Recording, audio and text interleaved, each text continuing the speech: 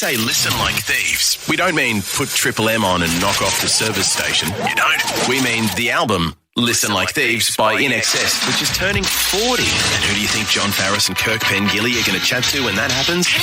That's right, Gleeso chats to John and Kirk from INXS.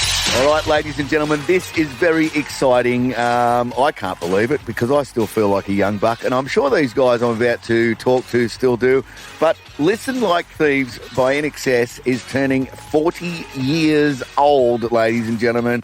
And here to talk some of the memories of that album are Kirk Pengilly and John Farris. Welcome to the show, boys. Hey, Dave. Thank you. Yeah, thanks for having us. It's been Thanks for having us. I can't believe that we recorded that 40 years ago. Yeah, that's amazing. It's amazing because it's still so fresh, and I love reading about when Michael talked about the album. When it was first being made and it was about to come out. He talked about the essential live feel of the record. What are your memories of that? Yeah, absolutely. Well, Chris Thomas had come and seen us perform live a whole bunch of times. Before we kind of were, able to lock him in and doing an album with him. So this was the first of, 3 albums that we did with Chris Thomas. And he was sort of fascinated and intrigued as to how we hadn't really captured that live sound on record yet, he felt. I think Shabu Shabar got close with Mark Opitz, but having seen us live and how seemingly more powerful we were on stage than we seemed to sound on record, that was his goal, was to kind of try and capture that live feel. So before the album, he made us rehearse all the songs and then actually demo them, which we'd never really done as a band. I remember we were all sitting around complaining that we had to record them. It's like, why are we doing that? Well, we're going to record them in the studio. But I got it later on, and what it was is he wanted us to learn all our parts and be able to perform it as a band in the studio when he was, in front of the mixing desk. So a lot of the tracks were recorded with us all playing at once, and as if we were kind of on stage, but obviously in separate rooms through Rhinoceros Studios, for isolation from all the instruments. So yeah, it was really interesting because it was a great way, and his way of trying to get us to capture what we sounded like live on record. And prior to that, you'd worked in Australia with Australian producers. So how exciting was it for you guys to find someone overseas, like a big name producer, who really wanted to buy into the INXS sound and take it to the next level? Yeah, look, it was really exciting to work with Chris. I was a huge fan of Chris Thomas. I mean, everything he'd done up till, got in the studio with him was outstanding and excellent. I mean, I was really into the Pretenders. That period right before we got with Chris was, really getting the Pretenders album, which was just awesome. Great guitar sounds, and the legacy of Chris Thomas, brought into the studio. I mean, it's back as far as the Beatles, and even I think he did work on the Pink Floyd Dark Side of the Moon. Mm. And all these sort of iconic, all the Roxy Music albums. Yeah, all the Roxy Music stuff, all the stuff that we sort of grew up with and looked up to, all the sounds and all these guys. But Chris was, and he's quite a formidable character. Chris was quite a sort of scary, sort of serious, big wig guy, So in the studio, it was quite sort of, it's Chris Thomas, and when he marched you out to do something, record or whatever it was, there was always this element of like, oh my God, this better be good, because Chris Thomas going next level. Now talk about going back, and you've got Joel Martin, son of George, who's not only been involved in this, but he's curating, or he's going through all the stuff you guys have done. There must be mountains of stuff. What was it like listening back to some of the things that he discovered, like the live recording from 1986? Yeah, it was great, and I think more so. I mean, the live recording's fantastic because it's really a slice of time, and it was at the Royal Albert Hall and all that. So I don't know where he found that. Obviously, I think it was a BBC recording, but all the kind of outtakes and things on the record, they're the ones that really kind of sparked my interest, because we were pretty frugal with our recordings. I mean, often we'd just, because tape was expensive, and we're talking analog 24-track tapes. They are expensive, and so we would often just go over a roll of tape once we'd settle on, a take for a particular song on a particular reel, and we'd go over some of the old ones. So there wasn't a lot of there wasn't a lot of outtakes kind of left over, and we only ever usually had one, maybe two songs that didn't make the record.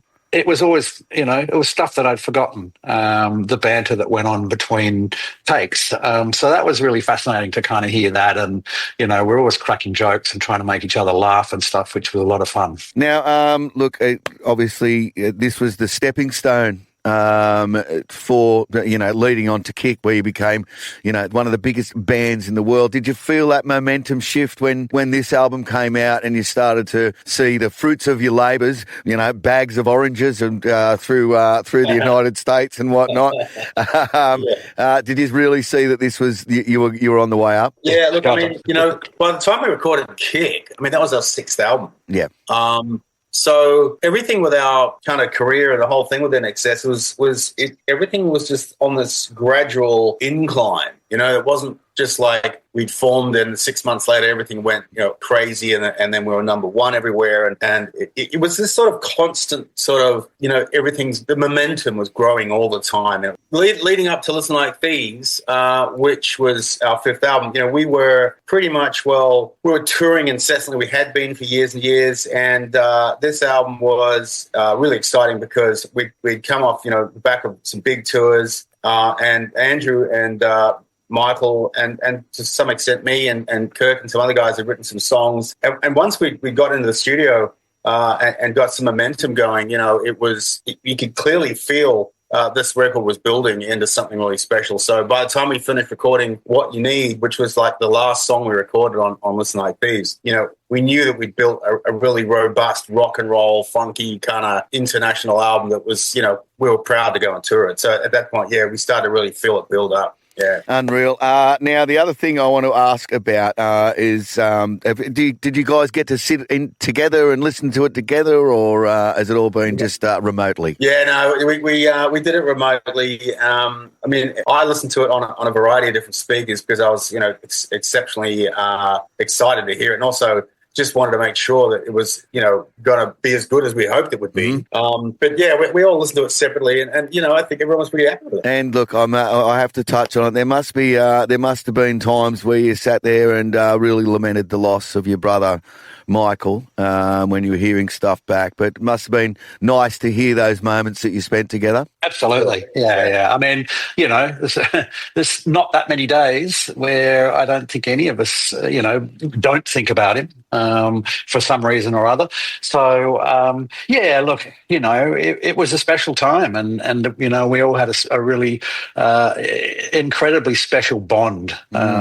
We always felt, apart from the fact that there's 3 brothers, we always felt that we were a family, and obviously, Gary and Michael and I are the adopted brothers, but we always felt, that we were a family. So, the closeness was incredible between us all, and remains, which is fabulous. We're in contact sort of very regularly, more so by probably email, but there is a constant sort of connection with all 5 of us remaining, and Michael comes up all the time. Well, boys, thank you so much for your time. You can get there's a 40th anniversary deluxe edition of Listen Like Thieves. It's got brand new 2025 remixes by Giles Martin and Paul Hicks.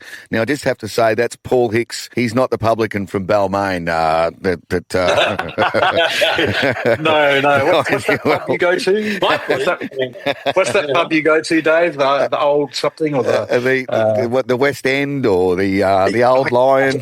I'll go anywhere. I think it's the Old Lion. Yeah. I'll go anywhere. There's a whole bunch of recently discovered recordings. There's a brand new interview with Paul Sexton. It's going to be something that any INXS fan must have in their collection. Kirk and John, thank you so much, and congratulations and on everything you've done, and thank you for everything you've given me and all us INXS fans over the years. Oh, thank you. Thanks, Yeah. Dave. We love Thank you, everyone. We love everyone out there, and thanks to you all. You know, we managed to do it all together because, you know, without our fans and audience, it didn't mean anything. I mean, it was just Of course. awesome just to ride this amazing ride with so many amazing people who just, I don't know, that's what I pray to God and thank God about. It's just the beautiful people. So thanks so much. So we say listen like thieves. We don't mean put Triple M on and knock off the service station. You don't. We mean the album Listen Like Thieves by INXS, which is turning 40. And who do you think John Farris and Kirk Pengilly